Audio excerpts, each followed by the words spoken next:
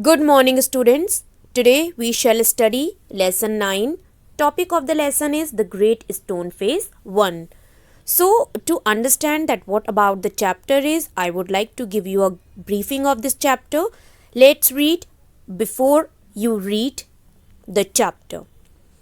Seen from a distance, hilltops and huge rocks seem to assume various shapes. They may resemble an animal or a human figure.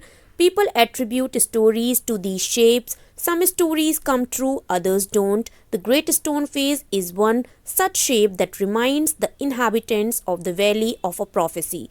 What was it? Did it come true? So basically, the story is about a structure that is formed on the hills by nature, and it from distance when you will see, it looks like the face of a human, and the name of that structure is the Great Stone Face. So there are stories related to that structure in the village, and there is a prophecy also about which the inhabitants believe. Inhabitants means people who live to a particular place. So the people who live in the valley, they knew about a prophecy. What was it? Did it come true? What was the prophecy? And did the prophecy come true? We have to read in this chapter. Prophecy means the prediction that can tell what will happen in future.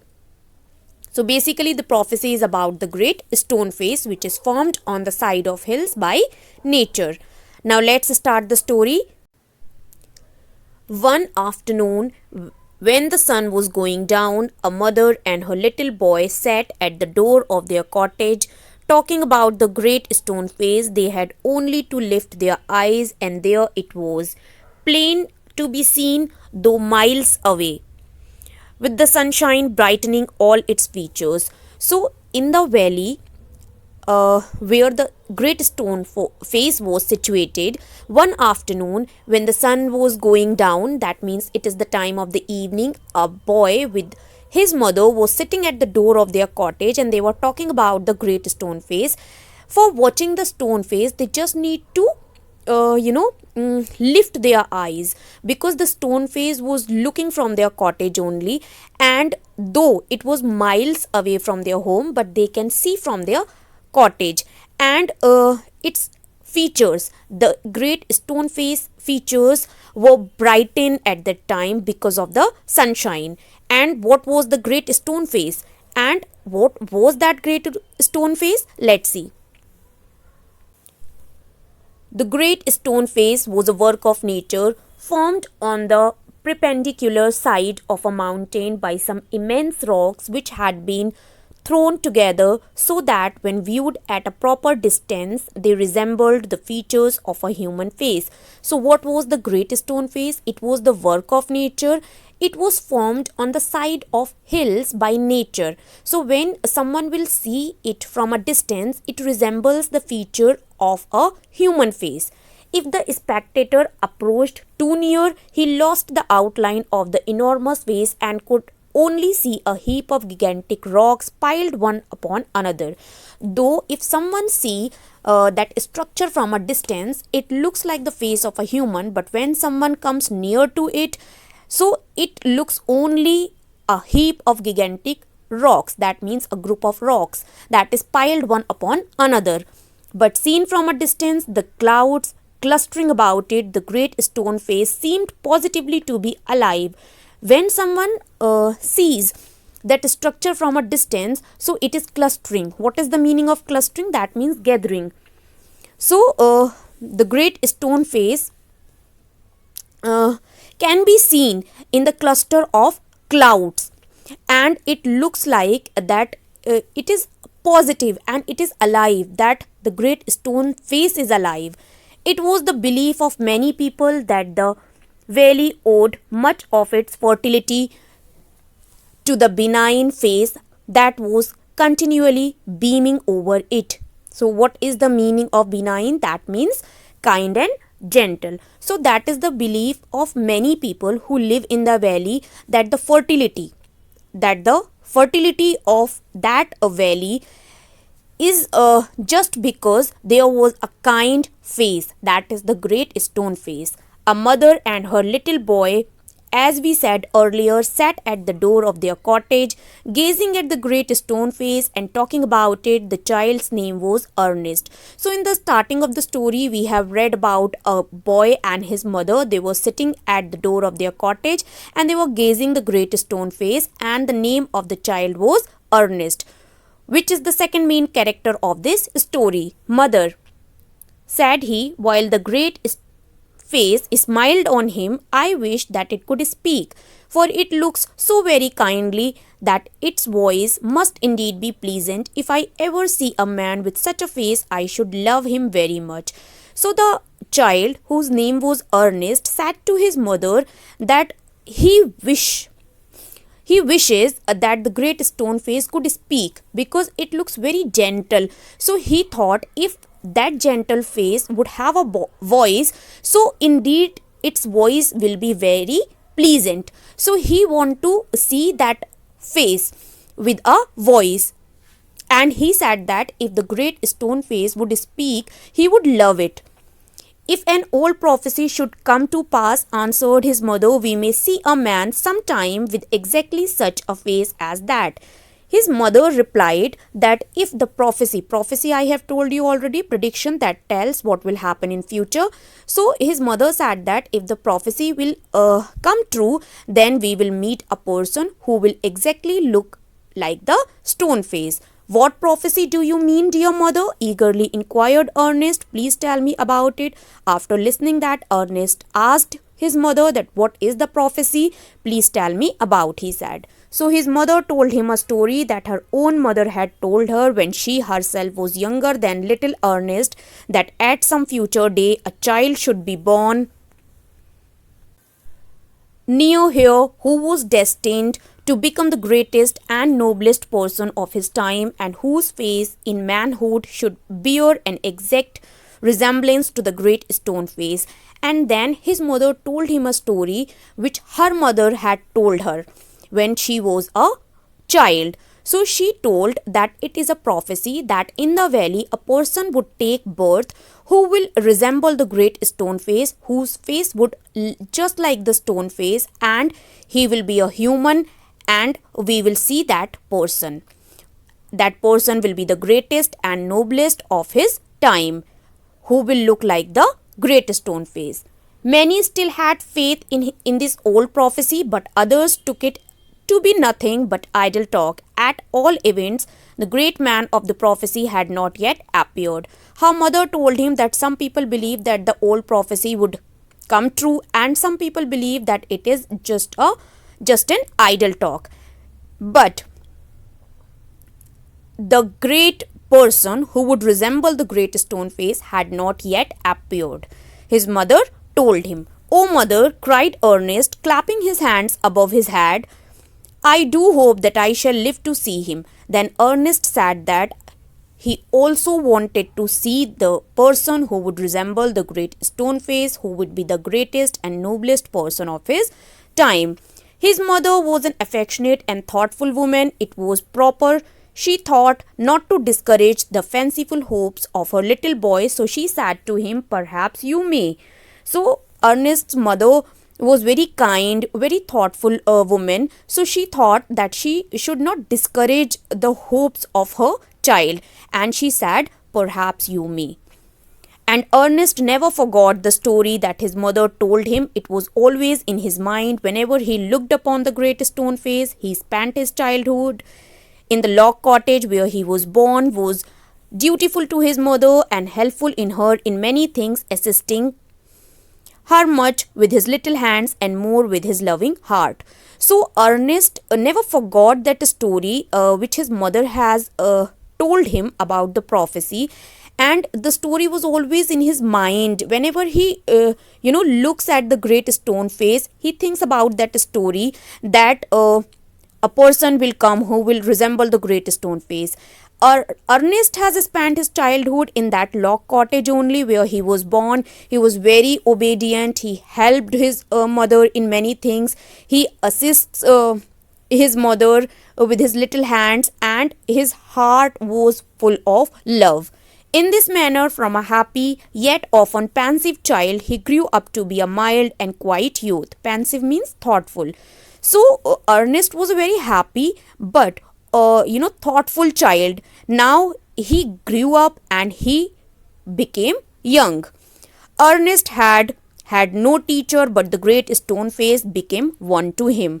So Ernest had no teacher, but for him the great stone face was his teacher. When the work of the day was over, he would gaze at it for hours until he began to imagine that those vast features recognized him and gave him a smile of kindness and encouragement.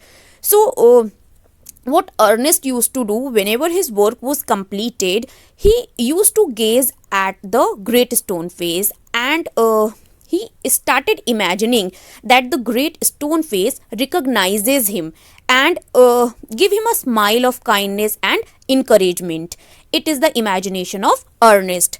About this time, there went a rumor throughout the valley that the great man who was to bear a resemblance to the great stone face had appeared at last. And at that time only there was a rumor. People say that the person who resembled the great stone face had appeared in the valley. It seems that many years before, a young man had left the valley and settled at a distant seaport. So it was said that many years ago, a young man who left that valley and settled at a distant seaport to become a businessman, Gather Gold, which was his name, had set up as a shopkeeper, and being sharp in business matters had become so very rich that it would have taken him 100 years only to count his wealth. So when that person went to a seaport, he started a shop there and he worked as a shopkeeper, but he was very sharp in business. So soon he became rich, and he had that much money that it would take 100 years to count. In time, he thought of his native valley and decided to go back there and end his days where he had been born. So after earning a lot of money, Mr. Gathergold decided that he would go back to his valley and he would spend his rest of the life at that place only where he had been born. Ernest had been deeply stirred by the idea that the great man, the nobleman, the man of prophecy, after so many ages of delay, was at length to be seen in his native valley. Stirred means moved. So Ernest was very, Ernest was very eager at that time that that noble person about whom the prophecy was there, after so many ages, the person is there after many ages of delay. That person is there in the native valley. While the boy was still gazing up the valley, one day, and imagining that the great stone face returned his gaze, the noise of wheels was heard and a crowd of people cried, "Here comes the great Mr. Gathergold." So as usual, when Ernest was gazing at the great stone face, he was imagining that the great stone face was also, gazing him back. And at that time only, he heard the noise of wheels and people started crying that here comes the great Mr. Gathergold. A carriage drawn by 4 horses dashed round the turn to the road. Within it thrust partly out of the window appeared the face of an old man with yellow skin. So there was a carriage which was drawn by 4 horses. It was stopped at the road, and from the window a face appeared of an old man with yellow skin, the very image of the great stone face. Shouted the people, "Sure enough, the old prophecy is true. Here we have the great man at last." And when the people saw that person, they started saying that he looks like the great stone face, and they started shouting that sure enough, the prophecy is true now and we are having that great person with us. And what greatly puzzled Ernest, they seemed actually to believe that there was the likeness which they spoke of. He turned away sadly from the wrinkled shrewdness of that unpleasant face and gazed up the valley where the stone face seemed to say, "He will come. Fear not, Ernest, the man will come." So everyone was believing at that time that Mr. Gathergold was that person who resembles the great stone face, but Ernest was not okay with that thing. He was puzzled at that time because he did not see any likeness between Mr. Gathergold and the great stone face. So he turned away from that place sadly, where he had seen the wrinkled and shrewdness of that unpleasant face. Unpleasant face is of Mr. Gathergold, and he started gazing the valley where he could see the great stone face, and he was imagining that the great stone face was saying, "He will come, fear not, Ernest, the man will come." The great stone face was saying that the man who will resemble the great stone face will come. Fear not, Ernest, the man will come. Now let's see the second part of the story. The years went on and Ernest grew to be a young man. He attracted little notice from the inhabitants of the valley. They saw nothing remarkable in his way of life, except that when the labor of the day was over, he still loved to gaze upon the great stone face. So the years passed and Ernest became a young man now. Now he attracted the notice of people, the notice of the inhabitants who live in that valley, but the people saw nothing remarkable in Ernest. Only they saw that Ernest used to gaze the great stone face after the labor, after the work of his day. He used to gaze the great stone face. Their idea was that this was a folly but pardonable because Ernest was industrious, kind, and neighborly. They did not know that the great stone face had become a teacher to him, and that the sentiment which was expressed in it would enlarge the young man's heart and fill it with deeper sympathies than other hearts. So, they don't know that the great stone face had become the teacher of Ernest. For them, it was a sentiment that Ernest used to gaze the great stone face. But whenever Ernest used to gaze the great stone face, he started thinking about others, and his heart was filled with sympathies for others, and people did not know about it. They did not know that from this would come a better wisdom that could be learned from books. People did not know that the wisdom, that the intelligence that Ernest could learn from the great stone face, that could not be learned from the books. Neither did Ernest know that the thoughts which came to him so naturally in the fields and at the fireside were of a higher tone than those which all men shared with him. So neither Ernest knew that, nor the people knew that the thoughts which came naturally in the mind of Ernest were higher than the thoughts of other men. A simple soul, simple as when his mother first told him the old story, he beheld the marvelous face looking down the valley and still wondered why its human likeness was so long in coming. So he was a very simple soul. Ernest was very simple soul. He beheld means saw. He saw the marvelous face of the great stone face in the valley, and he wondered that why its human likeness was so long in coming, that from the great stone face the human likeness Ernest could feel at that time. By this time, poor Mr. Gathergold was dead and buried. So in this much time, Mr. Gathergold was dead and he was buried.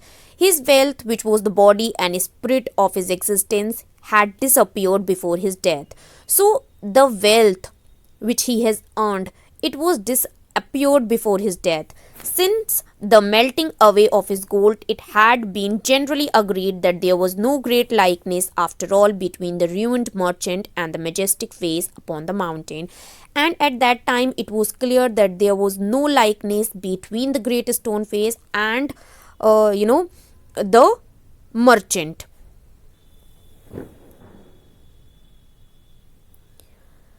It so happened that another son of the valley had become a soldier many years before. After a great deal of hard fighting, he was now a famous commander. So in that much time, again a rumor was there that there is another son of the valley who used to live in the valley, and now that person, that son, became a soldier, and after a great hard fighting, now he became a famous commander. He was known on the battlefield by the name of Blood and Thunder, and in the battlefield he was known by the name that is blood and thunder. Old and tired now, he had lately expressed a desire to return to his native valley. So, when the commander became old, he wished to go back to his native valley where he had born. The inhabitants, his old neighbors, and their grown up children prepared to welcome the renowned commander. So, everyone, who used to live in the valley, they were preparing to welcome that commander in the valley. It was being said that at last the likeness of the great stone face had actually appeared. And when the commander was coming back to the valley, again people started saying that the likeness of the great stone face could be seen in the commander. Great, therefore, was the excitement throughout the valley, and many people who had never once thought of glancing at the great stone face now spent much time in gazing at it for the sake of knowing exactly how General Blood and Thunder looked. So, still, Blood and Thunder, the commander, had not come to the valley. So, what happened? The people who never saw at the great stone face, they started gazing the great stone face to imagine that how the commander looked like at that time. On the day of the general's arrival, Ernest and all the other people of the valley left their work and proceeded to the spot where a great banquet had been prepared. Banquet means feast. So a great feast was prepared for welcoming the commander, and Ernest with other people, they all left to that place. Soldiers stood on guard, flags waved, and the crowd roared. So soldiers were there to guard the commander, and the flags were waving at that time, and the people were crying. People were crying, they were roaring. Ernest was standing too far back to see Blood and Thunder's face. However, he could hear several voices. Ernest was standing at a little, back, because he also wanted to see the commander, and with that he could also hear several voices. It's the same face exactly, cried one man, dancing for joy. A man was dancing with joy and he was saying, it's the same face, means the commander exactly looks like the great stone face. Wonderfully like it, that's a fact, replied another. And the another person said that wonderfully, that's a fact that the commander looks like the great stone face. And why not, cried a third. He is the greatest man of this and any other age beyond a doubt. And it was also said in the prophecy that the man who will resemble the great stone face would be the noblest and the greatest man of his time. And the other person, third person, said that, and why not, the commander is the greatest man because he had fought many battles. And there was no doubt about the greatness of the commander. Ernest at last could see the general's face, and in the same glance to the side he could also see the great stone face. If there was such a likeness as the crowd proclaimed, Ernest could not recognize it. So at last Ernest was successful to see the general's face, and in the same glance he was also able to see the great stone face, and Ernest could not see any likeness between the great stone face and the general's face. And the crowd proclaimed that the commander exactly looks like the great stone face. Proclaimed means announced, and Ernest could not recognize any likeness between the commander and the great stone face. Fear not, Ernest, said his heart, as if the great stone face was whispering to him, fear not, Ernest, he will come. And still in his heart Ernest was listening the voice, fear not, Ernest, the great stone face was whispering to him, fear not, Ernest, he will come. That means the person who would be the greatest and noblest of his time, the person who would resemble the great stone face, would come. And that is the story related to the great stone face. The story is still not completed. The remaining story will be completed in lesson 10, which I will explain you. I hope the lesson is clear to all of you. Thank you everyone.